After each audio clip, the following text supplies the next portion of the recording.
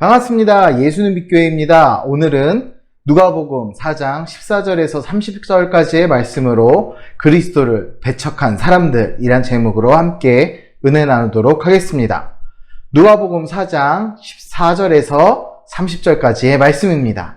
함께 본문 말씀 보겠습니다.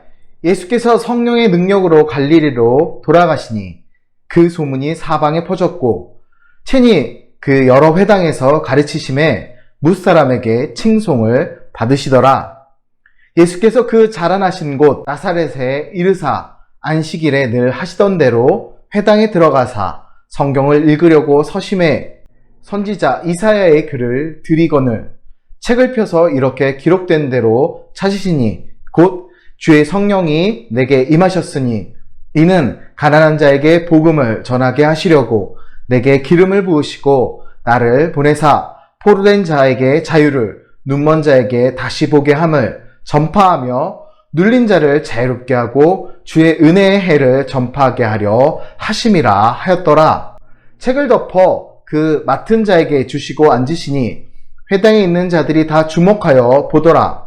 이에 예수께서 그들에게 말씀하시되 이 글이 오늘 너희 귀에 응하였느니라 하시니 그들이 다 그를 증언하고 그 입으로 나온 바 은혜로운 말을 놀랍게 여겨 이르되 이 사람이 요셉의 아들이 아니냐? 예수께서 그들에게 이르시되 너희가 반드시 의사야 너 자신을 고치라 하는 속담을 인용하여 내게 말하기를 우리가 들은 바 가버나움에서 행한 일을 내 고향 여기서도 행하라 하리라.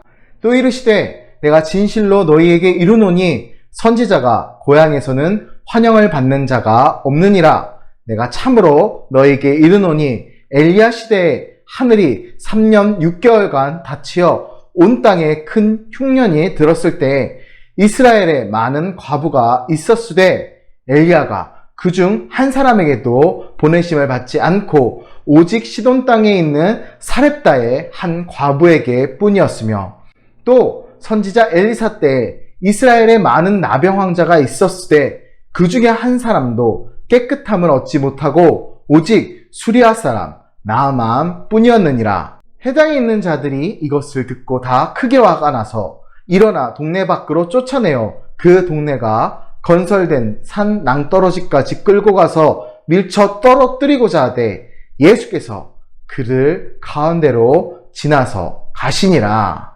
아멘. 우리 삶의 기준은 그리스도 예수님입니다. 여러분 믿으십니까? 아멘, 아멘. 예수님의 전 생애를 통해 우리는 사람으로서의 가장 모범을 찾을 수 있으며 예수님의 희생을 통해 숭고한 가치를 찾을 수 있습니다.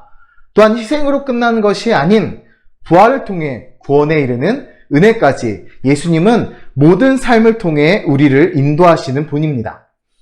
예수님의 공생애는 3년이라는 짧은 시간 동안에 이루어졌습니다.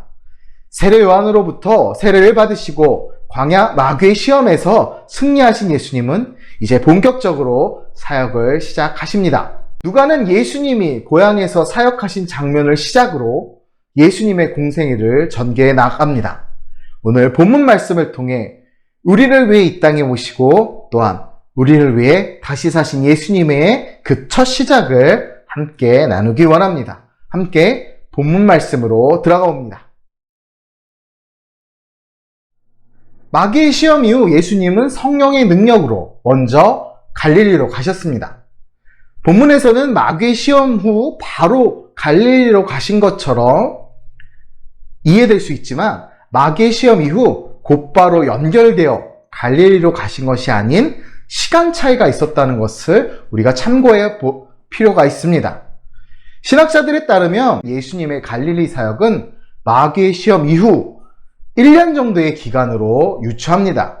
또한 본문 14절에서 갈릴리에 돌아가시니라 라는 구절은 시험 받으신 후 유대 지방으로부터 갈릴리 지방으로 가셨다는 것을 의미하지요.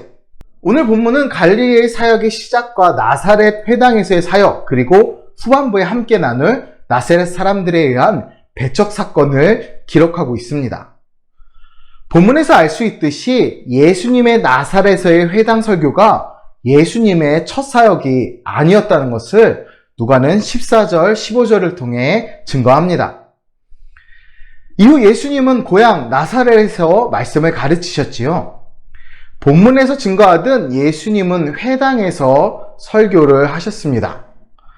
우리가 오늘 본문에 등장하는 회당에 대한 이해가 필요할 것 같습니다. 회당은 주로 예배, 의식, 각종 집회, 교육의 장소, 교육훈련 장소 등으로 쓰였던 장소입니다. 예루살렘에서 성전 예배를 드릴 수 없었던 바벨론 포로 시절에는 회당이 바로 교육과 훈련 그리고 기도의 장소로 부각되었습니다. 그렇게 예수님의 공생의 기간인 1세기경에는 유대인 공동체가 있는 곳에는 어디에나 반드시 회당이 세워졌습니다.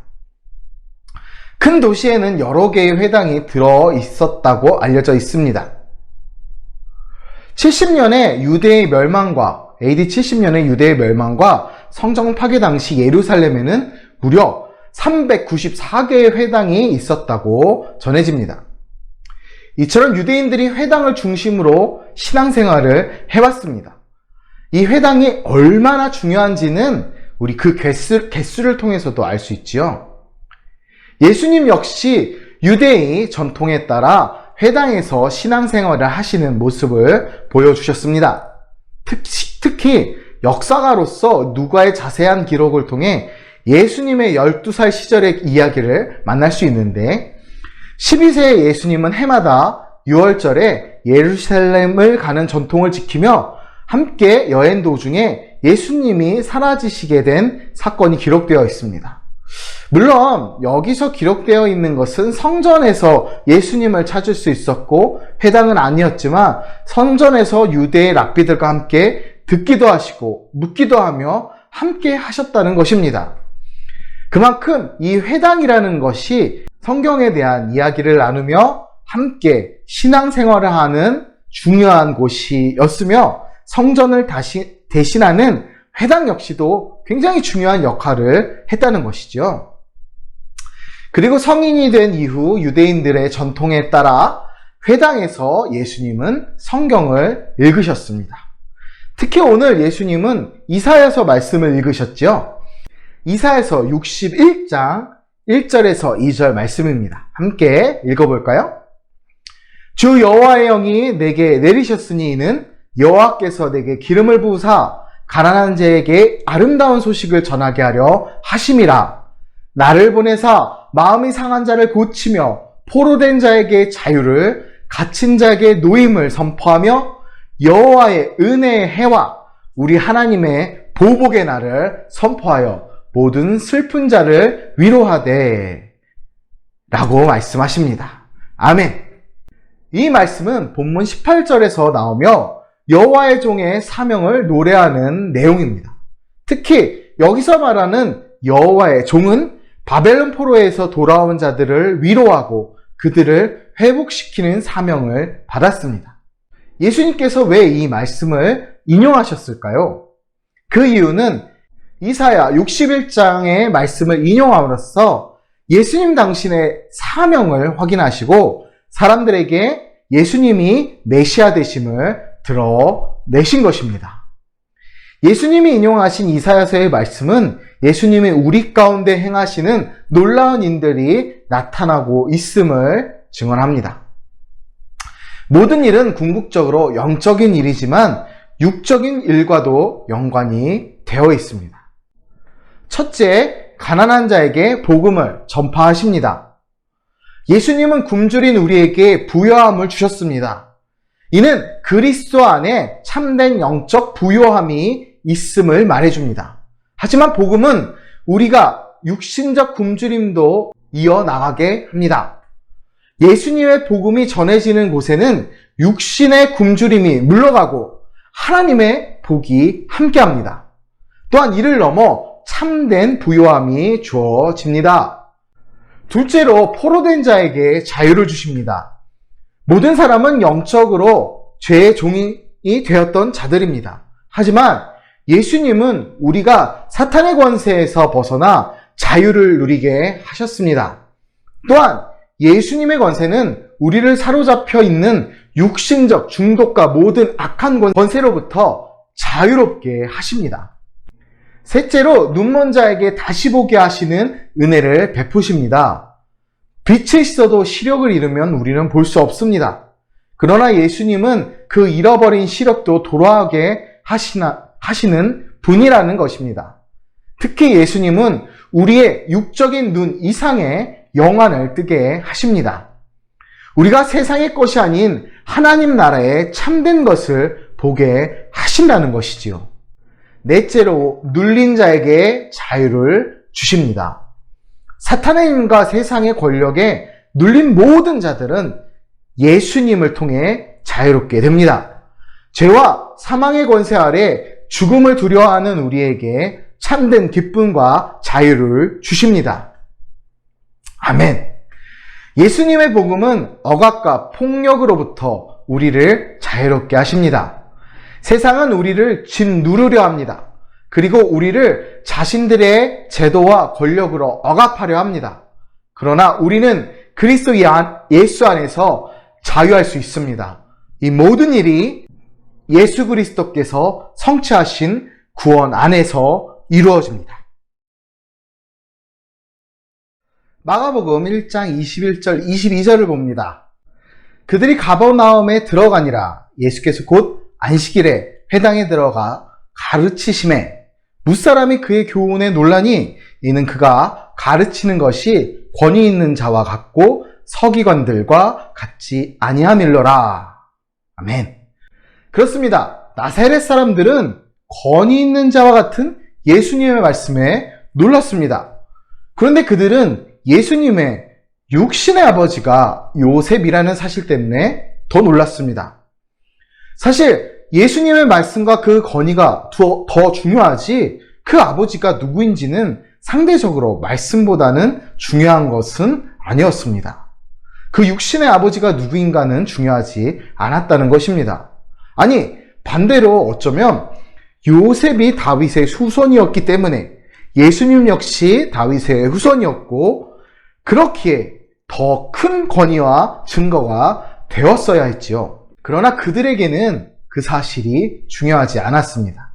예수님이 요셉의 아들이라는 것에 놀라는 사람들에 대해 예수님은 구약 시대에 있었던 두 가지 사건을 말씀하십니다.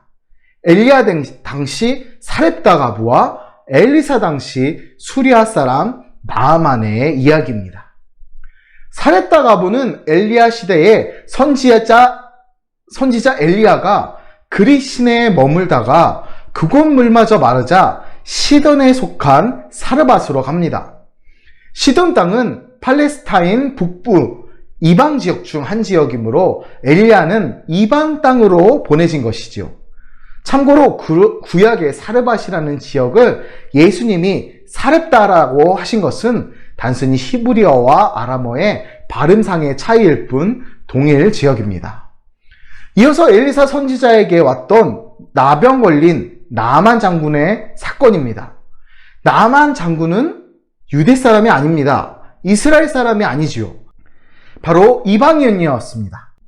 여기서 이 두 사건을 통해 알 수 있듯이 이는 모두 이방인이 구원받은 사건입니다. 예수님은 과거에도 지금도 구원이 이방을 향해 가고 있음을 지적하셨습니다. 예수님은 마가복음 1장 15절에서 갈릴리 사람들에게 회개하고 복음을 믿으라 라고 말씀하셨습니다. 그러나 사람들은 요셉의 아들이 이렇게 말하는 것이 불쾌했던 것입니다. 그저 동네 사람의 김아무개의 아들이 자기들 보러 복음을 회개하고 복음을 믿으라고 말하는 것이 불쾌했던 거예요. 그저 이웃의 아들이 선생이 됨을 질투한 것일 수도, 그 귀가 사탄에 의해 막혀 있을 수도, 그들의 영안이 닫혀 있어 진리의 말씀을 본 것이 아닌 그저 예수님의 아버지가 누구인지가 중요했던 것입니다. 우리가 기억해야 할 것은 이방의 사람들에게 구원의 은혜가 임하는 것처럼 가난한 심령으로 예수님의 말씀 앞으로 나아가는 사람에게 은혜가 임한다는 사실을 알아야 합니다. 우리에게 주시는 은혜를 기억하기 원합니다. 예수님의 말씀이 우리에게 임하였습니다. 나사렛 사람들은 예수님이 구원자, 메시아시라는 사실을 믿지 못했습니다. 아니, 믿으려고 하지 않았지요. 그들은 예수님을 존중하지 않았습니다. 또 예수님의 권위를 인정하지 않았습니다. 그리스도인 된 우리는 날마다 예수님을 존중하는 신앙인이 되어야 합니다. 신앙생활의 기간과 직분은 그렇게 중요하지 않습니다. 예수님을 믿는 것이 신앙생활의 전부입니다. 가난한 자에게 복음을, 포론된 자에게 자유를, 눈먼 자에게 다시 보게 함을 주시는 그리스도 예수님과 그분을 보내신 하나님 아버지와 아버지 아들이 보내신 영, 성령의 인도하심을 따라 승리하는 우리가 되길 소원합니다. 복음의 은혜를 깨달으시기 주님의 이름으로 축복합니다. 감사합니다.